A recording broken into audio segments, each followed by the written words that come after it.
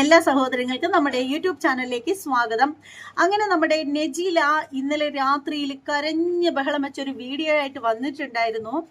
അപ്പോൾ എന്തായാലും ഞാൻ ആ വീഡിയോ സൈഡിൽ കൊടുക്കാം, അതിനുശേഷം നമുക്ക് കാര്യത്തിലേക്ക് വരാം. എൻ്റെ മക്കൾക്ക് ഒരു ഉപ്പാര സ്നേഹം കിട്ടി, പക്ഷെ അനി അത് ഉണ്ടാവില്ല. അപ്പോൾ ഞാനായിട്ട് ആരുടെ ലൈഫ് തകർക്കുന്നില്ല. ഷാൻ്റെ അടുത്തൊരു കാര്യം പറയുന്നുണ്ട്, എന്തെങ്കിലും പറഞ്ഞിട്ടുണ്ടെങ്കിൽ പൊരുത്തപ്പെടണം. ഒരിക്കലും ദ്രോഹിച്ചിട്ടില്ല, നന്നാക്കിയിട്ടേ ഉള്ളൂ. അതായത് ഇക്കാര്യം ഉമ്മയ്ക്ക് വയ്യാത്ത കാര്യം നിങ്ങൾക്ക് അറിയാമല്ല. അപ്പോൾ അവർ നിരന്തരം ഇങ്ങനെ ഫോൺ വിളിച്ചുകൊണ്ടിരിക്കും, അവർ ഡ്രസ്സ് ചെയ്യാനും ഹോസ്പിറ്റലിൽ കൊണ്ടുപോകാനും അതിനത്. അപ്പോൾ ഇവിടെ നിന്ന് അവിടെ പോയിട്ടാണ് നമ്മൾ ഹോസ്പിറ്റലിൽ കൊണ്ടുപോയത്. വീഡിയോ കണ്ടല്ലേ ഞങ്ങൾ. അതിന് മുന്നേ പല പ്രശ്നങ്ങളും ഉണ്ടായിട്ടുണ്ട്, പക്ഷേ അതൊക്കെ ഉമ്മാനെ ചൊല്ലിയിട്ടല്ല പ്രശ്നങ്ങൾ. ഞാൻ പറഞ്ഞിട്ടില്ല ആളിനെ, അയാൾ ഉമ്മാൻ്റെ ഭർത്താവിന് എനിക്കിഷ്ടമല്ല, മക്കൾക്കും ഇഷ്ടമല്ല, മത്സരങ്ങൾക്ക് ഇഷ്ടമല്ല, മുത്തുമോനിക്കും അധികം ഇഷ്ടമല്ല. കാരണം കുട്ടികളാകുമ്പം ചാടയും ഓടയും കളിക്കുകയൊക്കെ ചെയ്യും. ഇവർക്കൊന്നും മക്കളെയൊന്നും ഇഷ്ടമല്ലാത്ത ആളാണ്.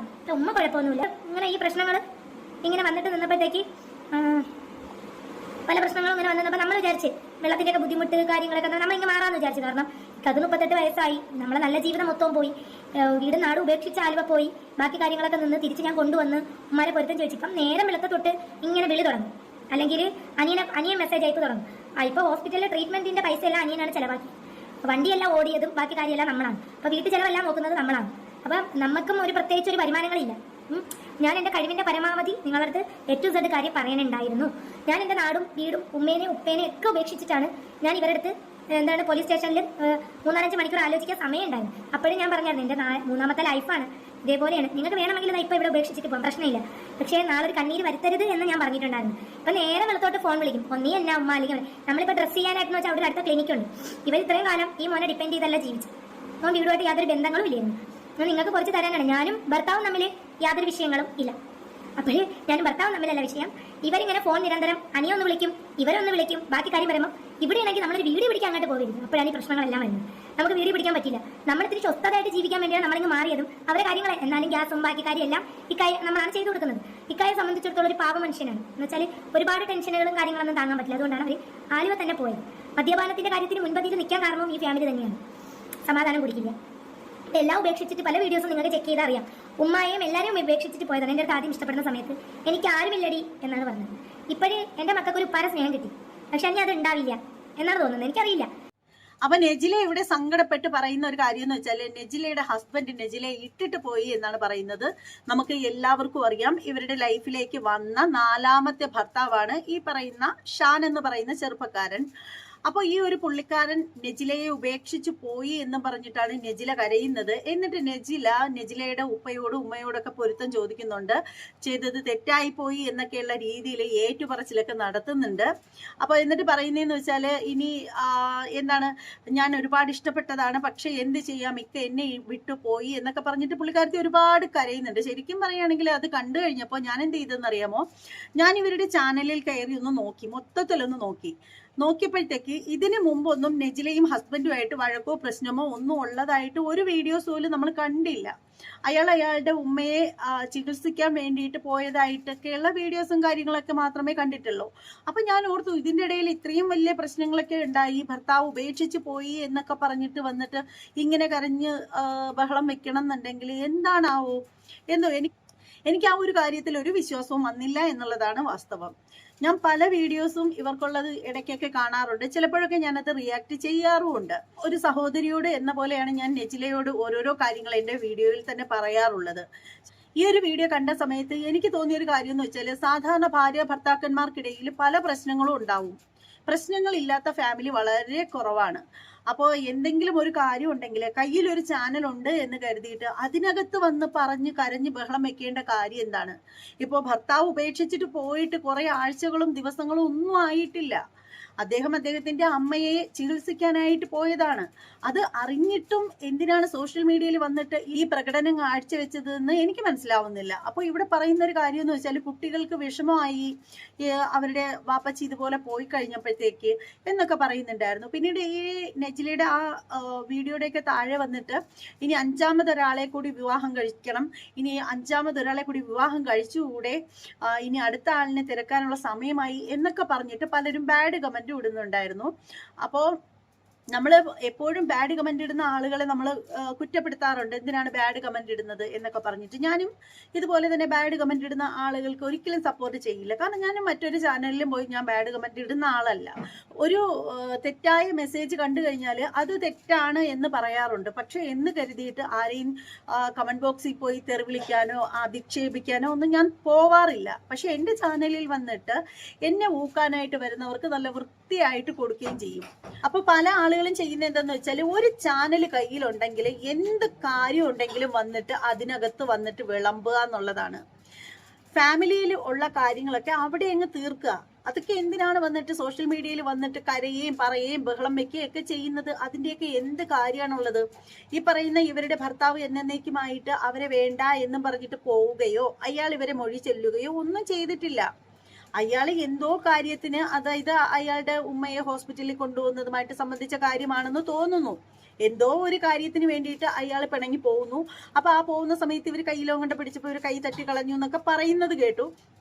അപ്പൊ അതൊക്കെ വന്നിട്ട് സോഷ്യൽ മീഡിയയിൽ വന്നിട്ട് ഉടനെ തന്നെ എൻ്റെ ഭർത്താവ് എന്നെ ഉപേക്ഷിച്ച് പോയി എന്നൊക്കെ പറഞ്ഞ് കരഞ്ഞ് പറയുമ്പോ അത് വളരെ ബാലിശമായിട്ടാണ് എനിക്ക് തോന്നിയത്. ശരിക്കും നെജില ഒരു ചെറിയ കുട്ടിയല്ല, കൊച്ചുകുട്ടിയൊന്നും അല്ല. ഇത്രയും വലുതായ 3 കുട്ടികളുടെ ഉമ്മച്ചിയാണ്. 4ാമത്തെ വിവാഹമാണ് കഴിച്ചിരിക്കുന്നത്. എന്നിട്ടും ഒരു പക്വതയും കാണിക്കാതെ സോഷ്യൽ മീഡിയയിൽ വന്നിട്ട് ഇങ്ങനെ കരഞ്ഞ് ബഹളം വെച്ച് പറയേണ്ട കാര്യമൊന്നുമില്ല. അപ്പൊ ഇവരുടെ ഉദ്ദേശം വേറൊന്നുമല്ല, ജനങ്ങൾ കാണുക, സപ്പോർട്ട് ചെയ്യുക, വ്യൂസ് കയറുക, അത്രേ ഉള്ളൂ. അതിനു വേണ്ടിയിട്ടാണ് ഇത്രയും നാണമില്ലാത്ത രീതിയിൽ സോഷ്യൽ മീഡിയയിൽ വന്നിട്ട് കരയും പറയുകയൊക്കെ ചെയ്യുന്നത്. ഞാൻ ഇതുവരെയും ഇത്തരത്തിലൊന്നും നെജിലയെ കുറിച്ചിട്ട് സംസാരിച്ചിട്ടുള്ള ഒരാളല്ല. പലരും 4 കെട്ടി 5 കെട്ടി എന്നൊക്കെ പറയുമ്പോഴും ഞാൻ പറഞ്ഞിട്ടുള്ള ഒരേ ഒരു കാര്യമേ ഉള്ളൂ, ആ കുട്ടി വിവാഹം കഴിച്ചോട്ടെ. അവരുടെ എന്തോ ഭാഗ്യദോഷം കൊണ്ട് 1ാമതും 2ാമതും ഒക്കെ ഉള്ള ഭർത്താവിനെ അവർക്ക് നഷ്ടപ്പെട്ടു. അപ്പോൾ എന്ന് കരുതിയിട്ട് അവർക്ക് ഇനി വിവാഹം കഴിക്കണ്ടേ? ആണുങ്ങൾ 4, 5, 6 ഒക്കെ കെട്ടുന്നില്ലേ, പിന്നെന്താ ഒരു പെൺകുട്ടിക്ക് കെട്ടിയാലേ എന്ന് മാത്രം പറഞ്ഞിട്ടുള്ള ഒരു വ്യക്തിയാണ് ഞാൻ. പക്ഷെ നെജിലയുടെ ഈ ഒരു പ്രവൃത്തി വളരെ മോശമായിട്ടാണ് എനിക്ക് തോന്നിയത്. കാരണം നിങ്ങൾ തമ്മിലുള്ള ചെറിയ വിഷയങ്ങൾ വരെ ജനങ്ങളുടെ മുന്നിലേക്ക് കണ്ടന്റ് ആയിട്ട് എടുത്തിട്ട് കൊണ്ടുവരുമ്പോഴത്തേക്ക് അവിടെ നാണം കെടുത്തുന്നത് നിങ്ങളുടെ കുട്ടികളാണ് എന്ന് ചിന്തിക്കാനുള്ള ബോധം പോലും നിങ്ങൾക്ക് ഇല്ലാതായോ എന്നാണ് എനിക്ക് അറിയേണ്ടത്. പഴമക്കാർ പറഞ്ഞു തരുന്ന ഒരു ചൊല്ലുണ്ട് കേട്ടോ, കാടിയാണെങ്കിലും മൂടി കുടിക്കണം എന്നുള്ളൊരു കാര്യം. അതായത് നമ്മുടെ വീട്ടിൽ എന്തെങ്കിലും പ്രശ്നം ഉണ്ടെങ്കിൽ അത് നമ്മളിൽ മാത്രം ഒതുങ്ങി തീർക്കണം. അത് ജനങ്ങളുടെ മുന്നിൽ കൊണ്ടുവന്ന് വിളമ്പുമ്പോൾ കുറച്ചധികം ആളുകൾ ചിലപ്പോൾ സഹതപിക്കും. കുറച്ച് ആളുകൾ പറയും സപ്പോർട്ടായിട്ടുണ്ടെന്ന് പറയും. ആരും ഉണ്ടാവില്ല, സപ്പോർട്ടായിട്ട് ഒരു മനുഷ്യരും ഉണ്ടാവില്ല. അവരവർ മാത്രമേ ഉണ്ടാവുള്ളൂ. ഒരു പ്രശ്നമുണ്ടായാൽ അത് പരിഹരിക്കാനും ഒക്കെ അവരവരുടെ വീട്ടുകാരും മാത്രമേ ഉണ്ടാവുള്ളൂ. എന്തെങ്കിലും ഒരു കാര്യം ഉണ്ടെങ്കിൽ അത് പരസ്പരം പറഞ്ഞു തീർക്കുക എന്നുള്ളതിന് അപ്പുറത്തേക്ക് വന്ന് സോഷ്യൽ മീഡിയയിൽ കൊണ്ടുവന്നിട്ട്, അതും അയാൾ പോയിട്ട് കുറേ ദിവസം ആയെങ്കിൽ അങ്ങനെയെങ്കിലും പറയാം, എൻ്റെ 4ാമത്തെ ഭർത്താവ് എന്നെ ഇട്ടിട്ട് പോയി, ഞാൻ എങ്ങനെയെങ്കിലും ജീവിച്ചല്ലേ പറ്റുള്ളൂ എന്ന് പറഞ്ഞ് കരഞ്ഞൊക്കെ കാണിക്കുമ്പോൾ ഇവിടെ നാണം കെടുന്നത് നിങ്ങൾ തന്നെയാണ്. ശരിക്കും മലർന്ന് കിടന്ന് തുപ്പുകയാണ് നിങ്ങൾ ചെയ്തുകൊണ്ടിരിക്കുന്നത്. ആദ്യം നിങ്ങൾ മനസ്സിലാക്കേണ്ട ഒരു കാര്യം എന്ന് വെച്ചാൽ, നിങ്ങളുടെ മകളെന്ന് പറഞ്ഞാൽ കുറച്ച് വലുതായ ഒരു കുട്ടിയാണ്. ആ ഒരു കുട്ടി പഠിക്കാനൊക്കെ പോകുന്നുണ്ട്. അപ്പോൾ ഇത് ശരിക്കും കുട്ടികൾക്ക് മാനക്കേടാണ്. ഇപ്പൊ ആ ഒരു കുഞ്ഞിനെ അതിനെ കുറിച്ചിട്ടൊന്നും കൂടുതലായിട്ടൊന്നും അറിയില്ലായിരിക്കും.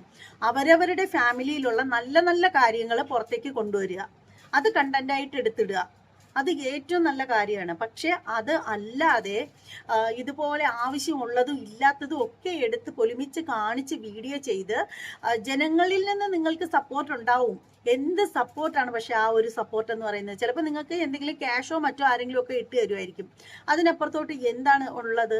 ശരിക്കും മറ്റുള്ളവരുടെ കയ്യിൽ നിന്ന് നമ്മളൊന്നും മേടിക്കാതിരിക്കുമെങ്കിൽ അതാണ് ഏറ്റവും വൃത്തി എന്ന് പറയുന്നത്. അങ്ങനെ മേടിച്ചു കഴിയുമ്പോൾ ഇന്നല്ലെങ്കിൽ നാളെ ജനങ്ങൾ നമ്മളോട് തന്നെ തിരിച്ചു വന്നിട്ട് ചോദിക്കും, എൻ്റെ കയ്യിൽ നിന്ന് ഇത്ര രൂപ തന്നില്ലേ, ഇത്ര തന്നില്ലേ, അത്ര തന്നില്ലേ എന്നൊക്കെ പറഞ്ഞിട്ട് ജനങ്ങൾ നമ്മളെ ചോദ്യം ചെയ്യും. അതിനുള്ള അവസരം കൊടുക്കാതിരിക്കണം എന്നുണ്ടെങ്കിൽ നമ്മൾ മറ്റുള്ളവരുടെ കയ്യിൽ നിന്നും ഒന്നും സ്വീകരിക്കാതിരിക്കുക. നെജിലയുടെ കാര്യം പറയുകയാണെങ്കിൽ, നെജില എന്ന് പറഞ്ഞാൽ ശരിക്കും ഒരു അവസരവാദിയെ പോലെ പലപ്പോഴും പെരുമാറുന്നതായിട്ട് എനിക്ക് തോന്നിയിട്ടുണ്ട്. കാര്യം എന്ന് വെച്ചാൽ, നേരത്തെ നെജില അതായത് ഷാനിനെ വിവാഹം കഴിക്കുന്നതിന് മുമ്പ് ഇട്ടിരുന്ന പല വീഡിയോസുകളിലും മുഖം മുഴുവനായിട്ടും മറച്ചു വെച്ചിട്ടാണ് നല്ല തട്ടമൊക്കെ ഇട്ട് സെറ്റായിട്ടാണ് അവർ വീഡിയോ ചെയ്തിരുന്നത്. എപ്പോഴും ഇൻഷാല്ലാ ഇൻഷാല്ലാ എന്നിങ്ങനെ പറഞ്ഞുകൊണ്ടേ ഇരിക്കുമായിരുന്നു. പിന്നെ അതൊക്കെ കഴിഞ്ഞു, കുറേ കഴിഞ്ഞു. അതിനുശേഷം ഷാനിനെ വിവാഹം കഴിച്ചതിന് ശേഷം നോക്കുമ്പോഴത്തേക്ക് നെജിലയ്ക്ക് തലയിൽ തട്ടമോ ഒന്നുമില്ല. അഥവാ ഉണ്ടെങ്കിലും പേരിന് വേണ്ടിയിട്ട് വെറുതെ ഒരു തട്ടമിടല്, അത്രേ ഉള്ളൂ.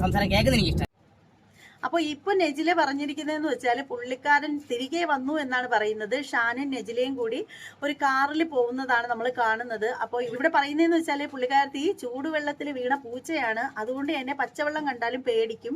കഴിഞ്ഞ കഴിഞ്ഞ 3 വിവാഹങ്ങളും ഇതുപോലെ പൊട്ടി പാളീസായി പോയതുകൊണ്ട് തന്നെ ഷാൻ പോയപ്പോൾ പുള്ളിക്കാരത്തി വളരെയധികം പേടിച്ചു. അതുകൊണ്ടാണ് ഇങ്ങനെ വീഡിയോയിൽ വന്ന് ഇങ്ങനെയൊക്കെ സംസാരിച്ചത് എന്നൊക്കെയാണ് പുള്ളിക്കാരത്തി പറയുന്നത്. എന്തായാലും കൊള്ളാം കേട്ടോ, എന്തായാലും വളരെ മോശമായിട്ടുണ്ട്.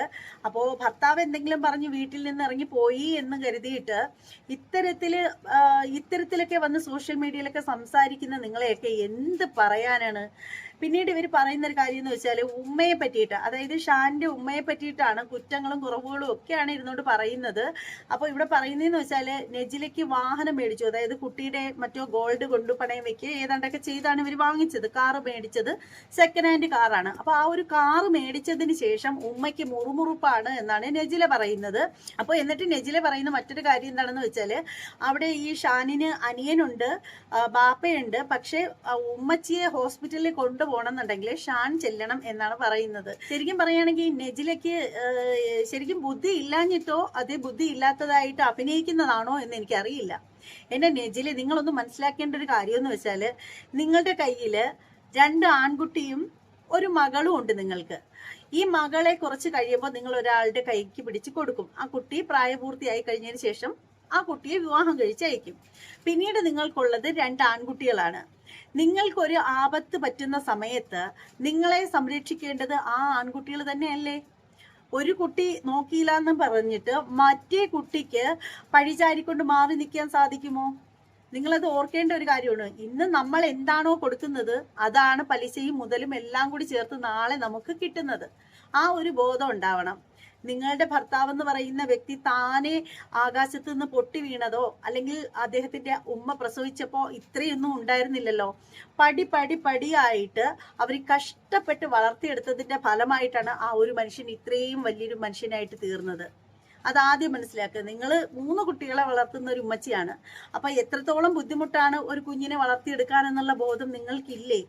അതായത് ഇവർ പറയുന്നതൊക്കെ കേട്ട് കഴിഞ്ഞാൽ, അതായത് ഈ നെജില പറയുന്നതൊക്കെ കേട്ട് കഴിഞ്ഞാൽ നമുക്ക് തോന്നുന്ന ഒരു കാര്യം എന്ന് വെച്ചാൽ ആ ഒരു വീട്ടുകാര് ഈ ഒരു ഷാനിനെ കറവ് പശുവായിട്ട് ഇട്ടിരിക്കുന്നു എന്നുള്ള രീതിയിലാണ്. എന്നിട്ട് ഇവർ പറയുന്ന ഒരു കാര്യം എന്ന് വെച്ചാൽ ആ വീട്ടുകാര് ഫാമിലിയിലുള്ള ആളുകളുടെ സ്വഭാവം കൊണ്ടാണ് ഇതുപോലെ തന്നെ ഷാൻ മദ്യപിക്കാൻ തുടങ്ങിയത്, അദ്ദേഹം മദ്യപാനി ആയത് ഉമ്മയൊക്കെ കാരണമാണെന്നുള്ള രീതിയിലാണ് നെജില പറയുന്നത്. നെജിലയ്ക്ക് നാണമുണ്ടോ ഇങ്ങനെയൊക്കെ പറയാനായിട്ട്? നിങ്ങൾക്ക് ഉളുപ്പുണ്ടോ ഇങ്ങനെയൊക്കെ പറയാനായിട്ട് എന്ന് ചോദിക്കുന്നതിൽ എനിക്ക് ദുഃഖമുണ്ട്. കാര്യം എന്താണെന്ന് വെച്ചാൽ, ഞാൻ നിങ്ങളെ ശരിക്കും പറയുകയാണെങ്കിൽ ഒരു സഹോദരിയെ പോലെ കണ്ടിട്ടുള്ളൂ. പലപ്പോഴും നിങ്ങൾ സങ്കടപ്പെടുന്ന വീഡിയോകളൊക്കെ കാണുമ്പോഴത്തേക്ക് എനിക്ക് ശരിക്കും വിഷമം തോന്നിയിട്ടുണ്ട്. പക്ഷെ നിങ്ങളുടെ ഈ വാക്കുകളൊക്കെ കേൾക്കുമ്പോൾ ശരിക്കും നിങ്ങളുടെ വീട്ടിൽ 2 പെൺകുട്ടികൾ വരാനുള്ളതാണ്. അതായത് നിങ്ങളുടെ മകൻ എന്തെങ്കിലും 2 ആൺമക്കളുണ്ട്, ആ ആൺകുട്ടികൾ എന്തെങ്കിലും വിവാഹം കഴിച്ച് കൊണ്ടുവരുമ്പോൾ 2 പെൺകുട്ടികൾ നിങ്ങളുടെ വീട്ടിലേക്ക് വരും. നിങ്ങൾ ആ കുട്ടികളെ ഇപ്പോഴേ ഈ ഒരു മനസ്സുള്ള നിങ്ങൾ എങ്ങനെയാണ് ആ കുട്ടികളെ സ്വന്തം മക്കളെ പോലെ സ്നേഹിക്കുക? നിങ്ങൾക്ക് എങ്ങനെയാണ് സാധിക്കുക സ്വന്തം മക്കളെ പോലെ സ്നേഹിക്കാനായിട്ട്? അതാണ് എനിക്ക് ചോദിക്കാനുള്ളൊരു ചോദ്യം എന്ന് പറഞ്ഞാല്. ശരിക്കും പറയുകയാണെങ്കിൽ ഈ പറയുന്ന ഷാനിന് വേറൊരു കുട്ടിയുണ്ട്, ഒരു ഭാര്യയുണ്ട്. ആ ഒരു ഭാര്യയ്ക്ക് സുഖമില്ല എന്നൊക്കെ പറയുന്നു. കുട്ടിയെ പറ്റിയിട്ട് പിന്നീട് ഒന്നും കാണിക്കുന്നുമില്ല, എടുക്കുന്നുമില്ല, ഒന്നുമില്ല. അപ്പോൾ അദ്ദേഹത്തിന് വേറൊരു ഫാമിലി ഉള്ളിടത്തു നിന്നാണ് താൻ അദ്ദേഹത്തെ തന്നിലേക്ക് അടുപ്പിച്ചത്. അപ്പോൾ അതൊക്കെ കഴിഞ്ഞ് നിങ്ങൾ ഒരുമിച്ച് ജീവിക്കുന്നു എന്ന് കരുതിയിട്ട് അദ്ദേഹത്തിന്റെ ഫാമിലി ആയിട്ട് കുറച്ച് കടമകളും കടപ്പാടുകളും ഒക്കെ ഉണ്ട്. പിന്നീട് ഈ ഒരു നെജില പറയുന്ന ഒരു കാര്യം എന്ന് വെച്ചാൽ, അവിടെ ആ ഒരു വീട്ടിൽ നിന്നും നെജില ഇദ്ദേഹത്തെയും കൂട്ടി ഇങ്ങ് വന്നതിന്റെ കാര്യം അവിടെ വീഡിയോ പിടിക്കാൻ പറ്റുന്നില്ല. വീഡിയോ പിടിക്കുമ്പോൾ അവിടെ ഉമ്മയുടെ അലപ്പ് ബഹളം അങ്ങനെയൊക്കെയുള്ള സംഭവങ്ങളാണ് നെജില പറയുന്നത്. ശരിക്കും പറയുകയാണെങ്കിൽ നെജിലെ നമുക്ക് എല്ലാം ഫാമിലി ഉള്ള ആളുകളാണ്. ഈ യൂട്യൂബില് വീഡിയോ ചെയ്യുന്നവർക്കൊക്കെ ഫാമിലി ഇല്ലാത്തവരല്ല. എല്ലാവരുടെ വീട്ടിലും വായും ഒച്ചയും ബഹളവും പ്രശ്നങ്ങളും എല്ലാം ഉള്ളവരാണ്. പക്ഷെ അതൊക്കെ ഇല്ലാതിരിക്കുന്ന സമയത്താണ് നമ്മൾ എല്ലാവരും ഇതൊക്കെ ചെയ്യുന്നത്. നമ്മുടെ വീട്ടിൽ ഒരുപാട് അംഗസംഖ്യയുള്ള ആളുകളാണ്. ശരിക്കും പറയുകയാണെങ്കിൽ ഒരു കൂട്ടുകുടുംബം പോലെയുള്ളൊരു ഫാമിലിയാണ് എൻ്റേത്. എന്നിട്ട് നമ്മൾ വീഡിയോ ഒക്കെ ചെയ്യുന്നില്ലേ? നമ്മൾ ചെയ്യുന്നത് പലപ്പോഴും ഒച്ചയും ബഹളവും ഒക്കെ ഇല്ലാതിരിക്കുന്ന സമയത്താണ്. അഥവാ വീഡിയോ ചെയ്തുകൊണ്ടിരിക്കുമ്പോൾ എന്തെങ്കിലുമൊക്കെ ഒച്ചയും ബഹളമൊക്കെ ഉണ്ടെങ്കിൽ നമ്മളത് എഡിറ്റ് ചെയ്ത് മാറ്റിയിട്ടാണ് നമ്മൾ വീഡിയോസായിട്ട് ജനങ്ങളുടെ മുന്നിലേക്ക് എത്തിക്കുന്നത്. അത് എല്ലാ യൂട്യൂബേഴ്സും അങ്ങനെ തന്നെയാണ്.